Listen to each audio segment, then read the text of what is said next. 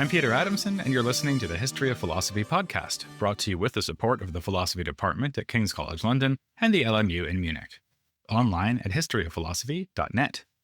Today's episode, True Fool's Gold, Pierre Gassendi. We all admire visionary thinkers, the type we credit with being ahead of their time. But I've always had an additional soft spot for those who seem a bit behind their time, those who can see the value in things that have gone out of use, or at least out of fashion. Maybe that's because I'm a fan of silent films that were made about a century ago, or maybe it's because I'm a historian of philosophy. Either way, I can't help warming to Pierre Gassendi, who was something of a historian of philosophy in his own right. Though a major figure of 17th century philosophy, in many ways he seems to belong to an earlier era, namely the Renaissance. Like many a humanist of the 15th and 16th centuries, he was at first educated in the scholastic system, but then turned against Aristotelianism. In its place, he sought inspiration in Hellenistic philosophy. This, too, is familiar from the history of humanism. Think of Machiavelli's interest in Epicureanism, Gianfrancesco Pica della Mirandola praising the value of skepticism, and Lipsius making Stoicism the core of his own ethics of constancy. Gassendi was at first especially impressed by the skeptics, writing, "After I had been given to see how great a gulf divides the spirit of nature from the human mind, what else could I think but that the inner causes of natural effects totally elude human investigation?" But as his career developed, he moved away from skepticism and toward Epicureanism. Or at least that's the usual story. As usual, the real story is in fact somewhat more complicated. There's no doubting Gassendi's credentials as a humanist scholar, his antipathy toward Aristotelianism, or his fascination with Epicureanism.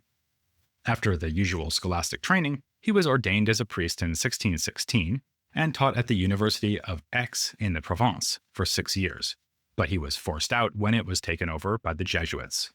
While at Aix, Gassendi had encouraged his students to familiarize themselves with Aristotle, but also lectured against Aristotelianism. In 1624, he published the first book of a projected 7-book work based on those lectures, called Paradoxical Exercises Against the Aristotelians. It was never completed. Gassendi added only the second of the planned books, and even that appeared only posthumously.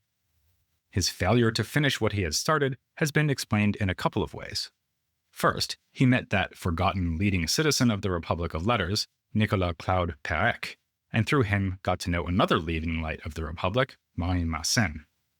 It's possible that the more moderate Mersenne persuaded Gassendi to adopt a less skeptical philosophical stance. But a more significant factor might have been what Gassendi found when he came to Paris from the Provence. Out in the provinces, one could more easily get away with lectures that were, in Gassendi's phrasing, paradoxical, in the sense that they departed from scholastic orthodoxy. In the metropole, ideas were monitored more carefully. Just around the time Gassendi arrived in Paris, a group of 3 philosophical troublemakers, named Antoine Villon, Jean Bithode, and Étienne Desclaves, did what troublemakers usually do: they got into trouble. After they advertised a public event in which they would refute a list of Aristotelian principles, the authorities expelled them from the city. One man who attacked the 3 was the traditionalist and polemicist Jean-Baptiste Morin, who was taking no chances with this sort of rebellious thinking. He wrote that almost all heresies have been departures from the philosophy of Aristotle and have either denied it or perverted it or understood it badly. Morin would later attack Gassendism too, trading argument and counter-argument with Gassendi himself in a series of pamphlets and describing Gassendi's follower, François Bernier, as a heretic. For good measure, Morin used astrology to predict Gassendi's death. You have to say that today's academic spats pale in comparison. But then I would say that, given my admittedly old-fashioned tastes. And as I say, Gassendi shared those tastes, devoting enormous time and effort to studying the ancient texts that inform us about Epicureanism. Again, Lipsius would be an apt comparison here. Just as he produced philological work and historical reconstruction for Seneca and other Stoics, Gassendi produced a series of writings on Epicurus and Lucretius. He edited the part of Diogenes Laertius's Lives of the Philosophers that contains the 2 most important surviving works of Epicurus, and defended Epicureanism against the accusations commonly thrown against it, that it was an atheistic and crassly hedonist philosophy. Gassendi then wrote a systematic treatise of his own, the Syntagma Philosophicum, or Philosophical Composition. It appeared only after Gassendi's death in 1655, meaning that his two greatest original works, the Paradoxical Exercises and the Syntagma, remained respectively mostly unwritten and unpublished during his lifetime. Not an obvious strategy for becoming a major European thinker. Yet, thanks to his labors on Epicurus and the personal connections he built up through Mersenne and his great friend Pierre, Gassendi's philosophy had a significant impact across Europe. What then was Gassendism? Just the same thing as Epicureanism? Not quite. In truth, Gassendi did not just shift from skepticism to Epicureanism. He never fully gave up his skeptical concerns, and he never fully embraced Epicurean thought. Let's take these 2 points in turn. In the first book of the Exercises, Gassendi does reject the possibility of attaining certain knowledge, at least if we understand knowledge the way the Aristotelians do. In part, this is because of the weaknesses of Aristotelian science itself.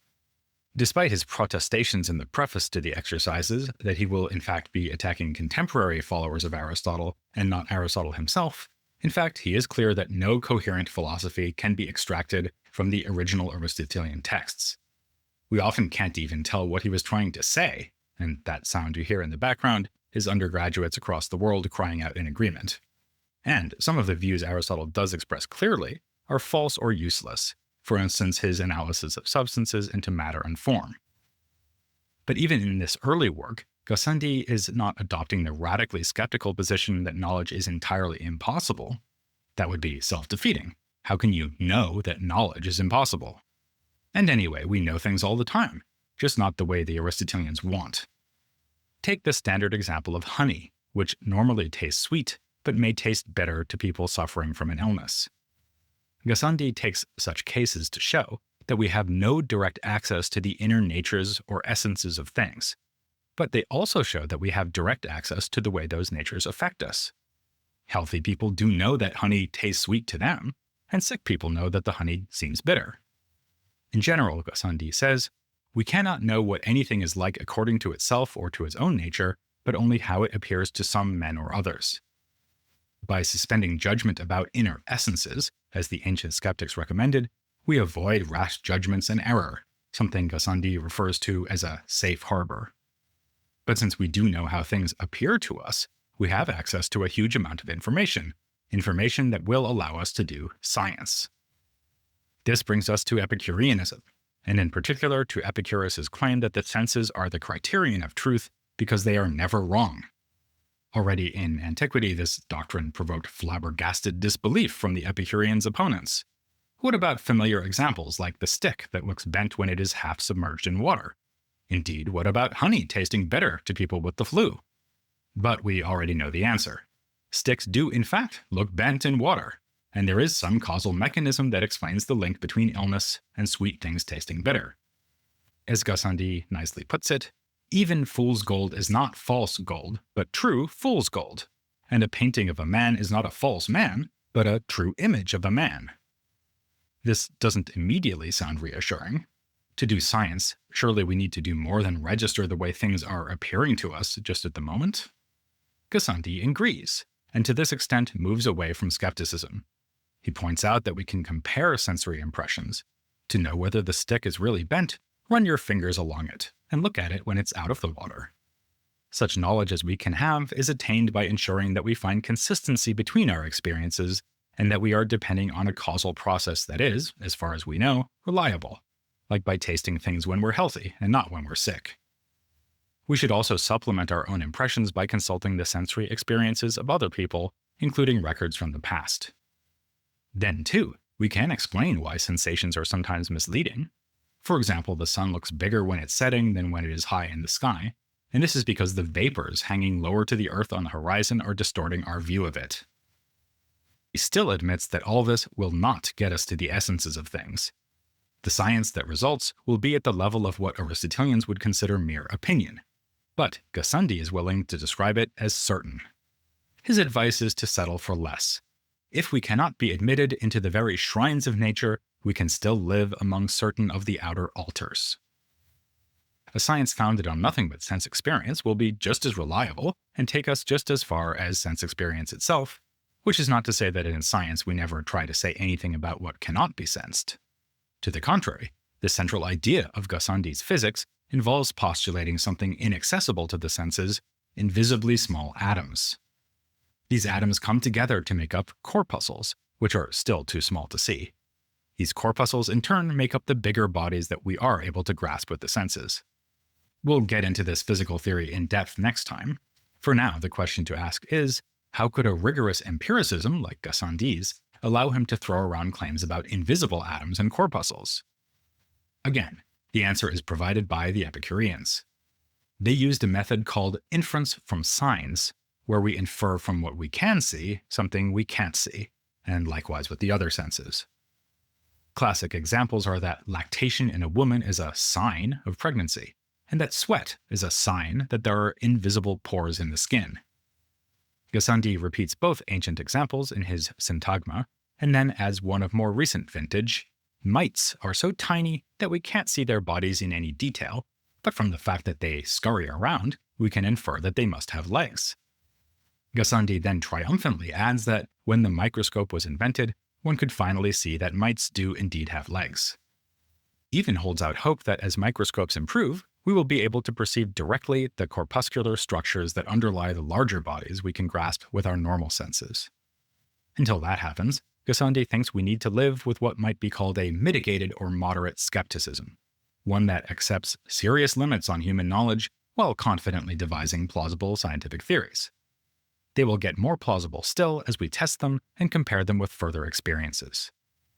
Gassendi's epistemic modesty comes out in his critical response to Descartes' Meditations. When I discussed his objections in episode 471, I mentioned his rejection of the Cartesian doctrine of innate ideas. And what we've just seen provides us with helpful context for that. Gassendi's own epistemology says that all our knowledge, such as it is derived from sensation. We have no ideas and no knowledge for free, as it were, simply inborn within us or given by human nature. In keeping with this, Gassendi also criticized Descartes' use of clear and distinct ideas. His own experience showed him that things he seemed to perceive clearly and distinctly are in fact false. When he was young, he would have considered it clear and distinct that two lines that are getting steadily closer would eventually have to meet. But when he got older and encountered the mathematical theory of asymptotes, he abandoned that assumption. Beyond his disagreement with Descartes on such technical points, Gassendi could not accept the whole strategy of the Meditations. It begins by adopting a skeptical posture so radical that it can only be insincere. Can you really doubt, Descartes, that you're sitting by a fire or that there are stars in the sky? Then, from this unrealistic starting point, Descartes tries to get us to a kind of knowledge beyond all possibility of error, a knowledge more perfect than anything Gassendi would allow. Thus, Descartes is too skeptical at the beginning and not skeptical enough at the end. What with his atomism and his empiricism, it's clear that Gassendi was powerfully influenced by Epicureanism, and he readily admitted as much. But he did not agree with Epicurus and Lucretius about everything. Indeed, the points of disagreement are numerous enough that one might hesitate to call him an Epicurean at all. One article that rejects this label provides the following list of Epicurean claims denied by Gassendi. That the universe is infinite, immobile, and immutable, that there are an infinite number of worlds, that the number and figures of the atoms are infinite, that the atoms and void are eternal, that the cause and history of order in the world is wholly natural, that the world is not governed by the providence of the divine, and that this world will end like all other natural things.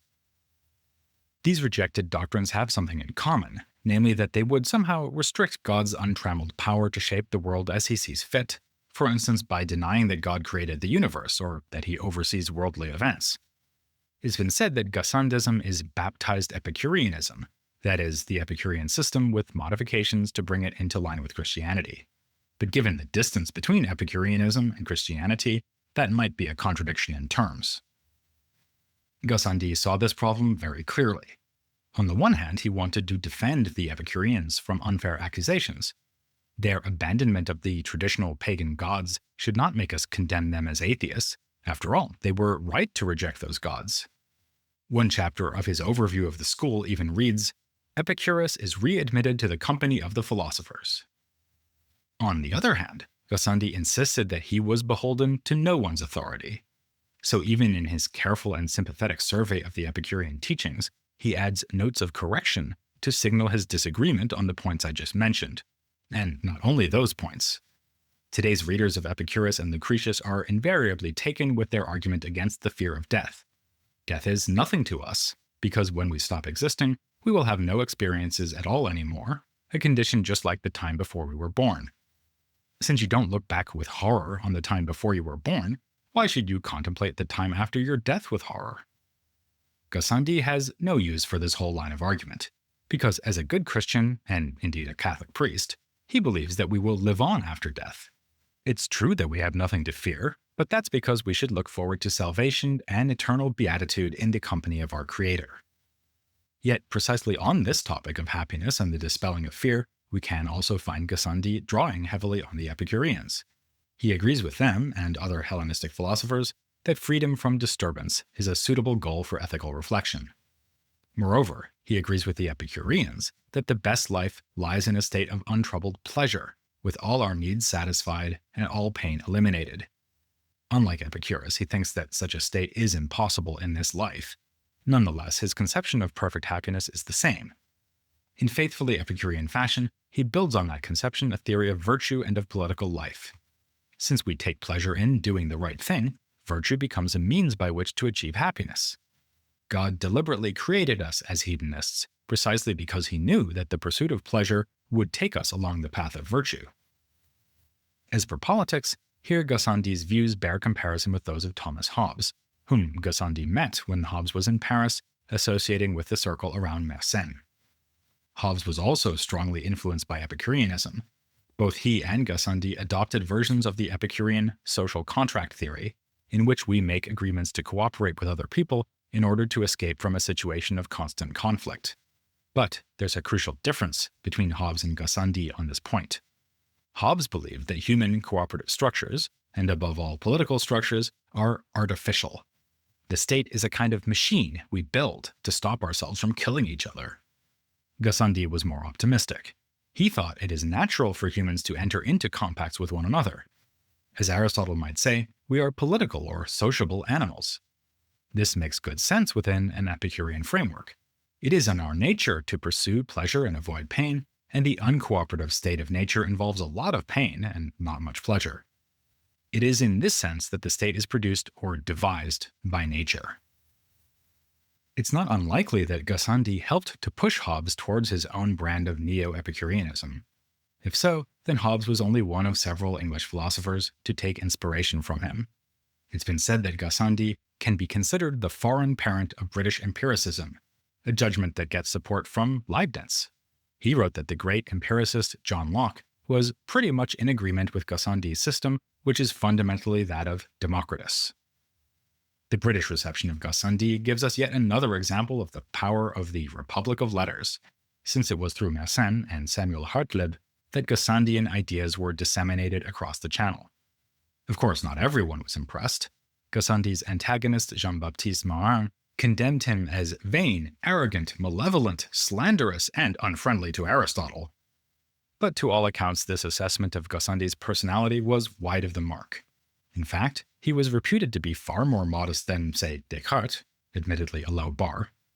Still, he might have been proud to know how great his impact would be, especially in the area of physics. His account of matter became a leading alternative to that of Descartes, who also spoke of corpuscles, but was explicitly opposed to atomism. So, Gassendism did offer a real theoretical alternative to Cartesianism in this period, along with very different explanations of a wide range of concrete physical phenomena. This is why, as you might remember, some more strictly faithful Cartesians attacked Cordemois for accepting atomism, as a kind of betrayal of their school.